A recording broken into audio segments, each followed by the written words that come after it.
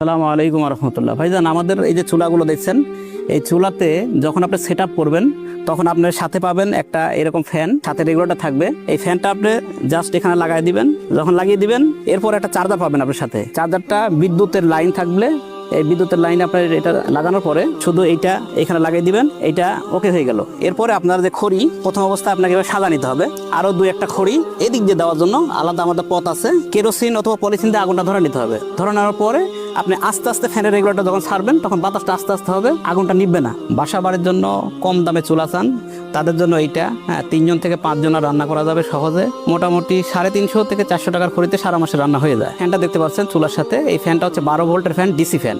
এই ফ্যানটা আপনি চালাতে পারবেন, এই যে পেন্সিল ব্যাটারি দেখতে পাচ্ছেন, এই পেন্সিল ব্যাটারির মাধ্যমে চালানো যাবে।